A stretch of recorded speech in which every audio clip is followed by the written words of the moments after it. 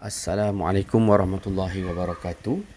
Bertemu kita dalam siri yang kedua.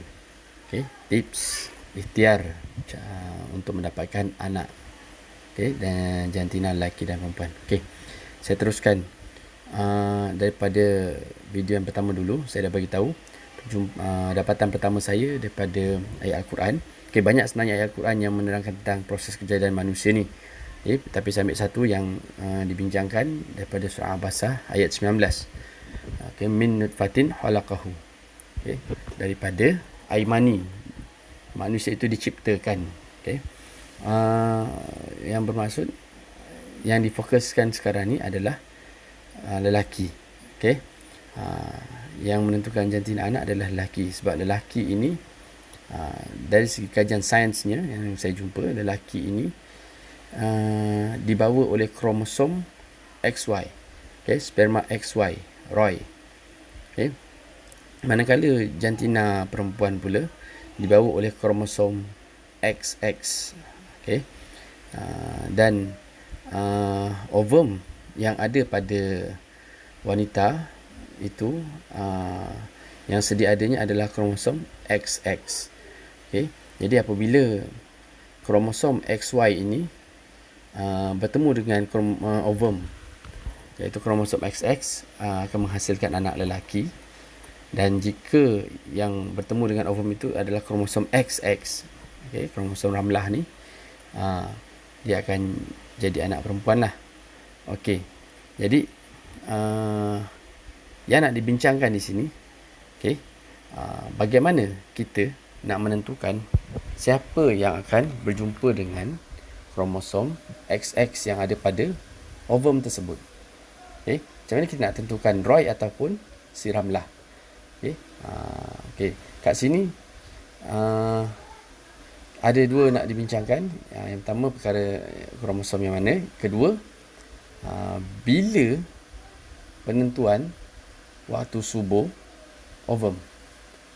Itu yang penting sekali lah, sebab bila kita dah tahu waktu subuh, waktu ovum tu keluar untuk disenyawakan, barulah kita dapat tentukan kromosom mana yang kita nak pergi dulu. Ovum ni sebenarnya dalam satu kitaran head dia hanya keluar sekali sahaja dalam tempoh 24 jam. Jadi dalam tempoh 24 jam tersebut, itulah kita cuba nak senyawakan dia. Di sini ni yang kajian saya lah. Kajian saya yang saya jumpa, ada dua cara untuk menentukan waktu subur. Tapi maaf ya, ini kajian saya hanyalah untuk orang yang kitaran head yang normal. Yang tak normal tu susahlah nak gunakan rumus yang saya guna ni. Sebab saya ambil kitaran 28. Ada kitaran 28, kitaran 45 pun masih normal. Cuma ada beberapa yang 3 bulan sekali, yang itu kita tak boleh nak gunakan lah kaedah ni. Kaedah yang pertama untuk menentukan waktu subuh atau cara nak kira waktu subuh perempuan. Kita tengok kalender saya bagi ni, bulan April, Mei dan Jun. Kira tarikh permulaan head pada bulan April. Bulan April, kalau ikut saya tandakan tu, mula pada 3 April, hari Jumaat. Tanda sehinggalah permulaan head pada bulan Mei, iaitu pada 1 Mei. Kiraan 1 Mei ni, daripada 3 April hingga 1 Mei ni adalah 28 hari. Ini kitaran 28 lah yang saya kira. Ni kitaran normal head perempuan 7 hingga 8 hari dalam satu kitaran. Jadi jumlah hari tu dalam, saya kira 28 hari, kita bahagikan 2. Dapat 14. Dapat 14. 14 ni adalah jangkaan kesuburan pada bulan berikutnya. Bermula dari tarikh mula period pada bulan berikutnya, iaitu bulan Jun. Jadi kalau bulan Jun tu mula periodnya pada 3 Jun, kiralah 14 hari daripada 3 Jun tu. 14 hari daripada 3 Jun tu saya kira pada 16 Jun. Itu adalah jangkaan tarikh kesuburan. Okey. Jadi sebenarnya 14, 15, 16, 17, 18 tu, minggu tu adalah minggu jangkaan kesuburan. Okey, dalam 5 hari tersebut. Itu tarikh yang kita jangka berdasarkan kiraan. Okey. Ini kiraan ini secara teori lah. Okey. Kemudian ada teknik cara yang kedua untuk menentukan waktu kesuburan ni, iaitu kita gunakan ovulation tester. Okey, ovulation tester ni dia macam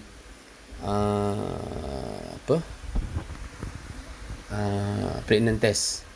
Okey, bentuknya sama tapi bacaannya lain sikit lah. Okey, ada cara-cara bacaannya.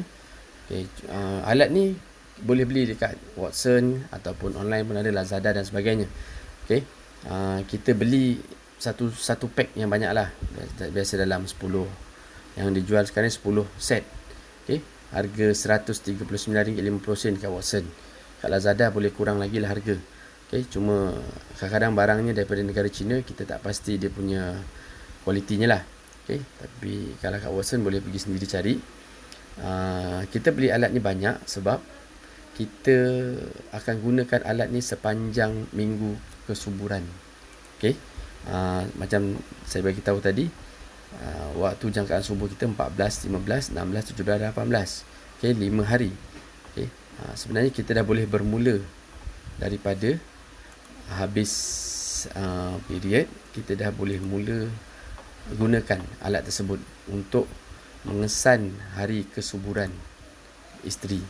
Okey, jadi gunalah sepanjang selepas berhenti period tu, boleh guna ovulation tester ni. Okey, maksudnya bila kita cuba tu pada bulan Jun ni, okay, kita dah boleh agak lah betul tak kiraan yang kita buat tadi tu. Okey, tempoh antara permulaan period dibahagi dengan 2, betul tak jangkaan tarikh-tarikh yang kita dah buat tadi tu, okey, secara tepatnya. Dan sebenarnya bila kita dah test ni, bila kita dapat tarikh yang betul waktu subuh ni, sebenarnya itu adalah tarikh untuk mengusahakan, okey, anak lelaki. Okey, nanti saya akan terangkan. Okey, seperti yang kita dah bincangkan tadi, Ramlah ni bawa kromosom XX. Dia pergerakan dia agak lambat untuk sampai ke ovum, tapi dia boleh bertahan lama, 72 jam, okay, 3 hari. Manakala si Roy ni yang membawa kromosom XY, mana membawa jantina lelaki, pergerakan dia pantas, okay, cepat, dan dia lebih kuat daripada Ramlah. Kalau dia dengan Ramlah jalan sama-sama berlumba lari, okay, dia akan sampai dulu ke garisan penamat. Okay. Cuma si Roy ni, dia cuma boleh bertahan selama 24 jam sahaja. Okay. Jadi kita dah buat test jadual tadi, kalender, mana tarikh jangkaan yang saya kira tadi adalah pada 16 Jun. Okay, pada hari Selasa. Okay. Bagi yang pasangan yang ingin mendapatkan anak perempuan, okay, boleh berusaha untuk memulakan perlumbaan pada hari Sabtu. Okay, lumba lari antara Ramlah dengan Roy ni boleh start berlumba pada hari Sabtu. Okay, kemudian pada hari Sabtu, pada hari Ahad, Roy ni kan lari laju. Okay, pada hari Ahad, Roy ni akan tamat tempoh dia akan mati, expired.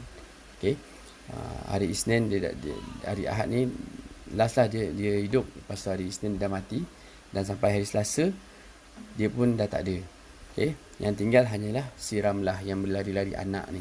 Okay, walaupun si Ramlah ni berlari lambat, tapi okay, dia berada dalam track selama 3 hari, sehinggalah okay, pada hari ovum itu keluar, iaitu waktu subur wanita, jangkaan pada hari Selasa. Okay, ini kalau siapa yang nakkan anak perempuan boleh cuba tips ni. Okay, sebenarnya tips ni juga berpadanan dengan petua orang tua-tua. Okey. Bila saya dah siap kajian ni, saya tanya orang tua tu lah. Saya tanya orang senior tu. Saya tanya apa tips sebenarnya nak dapatkan anak perempuan. Okey. Apa dia kata? Dia kata lepas suci tu sekali je berlumba, dia kata. Okey. Adakan sekali perlumbaan. Kemudian dah, dia kata. Cuma dia tak spesifik lah tarikh berapa hari ke berapa dan sebagainya.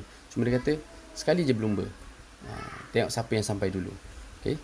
Tapi kalau tak berjaya, cuba lagi bulan depan. Tak berjaya, cuba lagi bulan berikutnya dan sebagainya. Okey. Jadi samalah dengan konsep yang saya jumpa ni. Okey. Manakala untuk dapatkan anak lelaki, okey, kita jangka subuh pada hari Selasa kan, 16 Jun. Jadi bila nak dapatkan anak lelaki, kita kena pastikan si Roy ni sentiasa berada dalam track. Okey. Sentiasa berada dalam track. Jadi kita cuba kita mulakan perlumbaan pada hari Ahad. Okey, pada hari Ahad mula berlumba. Hari Isnin si Roy ni akan ada lagi. Tapi hari ni last dah. Hari Selasa dia dah expired. Okey, jadi pada hari Selasa lumba lari sekali lagi. Okey, untuk pastikan bahawa si Roy ni yang menang dan dapat mengalahkan si Ramlah. Kerana si Ramlah ni sepanjang 3 hari ni dia ada dalam track. Seperti yang saya bagi tahu, si Roy ni lebih kuat daripada Ramlah bila dia berlumba lari sama-sama. Okey, sebab tu untuk dapatkan anak lelaki, kita mesti pastikan setiap masa si Roy ni ada. Okey, sebab dia lebih kuat. Okey. Dan sebenarnya lebih mudah untuk dapatkan anak lelaki ni sebab kita boleh tahu bila isteri tu subuh dengan menggunakan alat tester tadi tu, ovulation tester. Jadi bila kita dah check, kita dah tahu isteri kita subuh. Okey. Jadi kita terus adakan pertandingan lumba lari tersebut. Okey. Tak perlu tunggu-tunggu. Berbanding untuk dapatkan anak perempuan ni, kita kena jangkakan tarikh subuh dia. Belum sampai lagi tarikh subuh, kita kena jangkakan 2-3 hari sebelum tarikh subuh. Okey. Jadi setakat inilah perkongsian saya. Sebenarnya apa yang saya kongsikan ni, kalau saya usaha sekali lagi pun tidak semestinya berjaya seperti yang diharapkan. Okay, sebab ini hanyalah sekadar teori sahaja. Sebab ala kulli hal semuanya atas kehendak, kudrat dan iradah Allah Subhanahu Wa Taala. Okay, Allah nak bagi kita rezeki cepat ke lambat, nak bagi rezeki anak lelaki ke anak perempuan, semuanya adalah ketentuan daripada Allah Subhanahu Wa Taala. Tapi kita sebagai ibu bapa, suami isteri, kita boleh berusaha. Okay, saya harap perkongsian saya ini dapat beri manfaat kepada rakan-rakan saya yang di luar sana.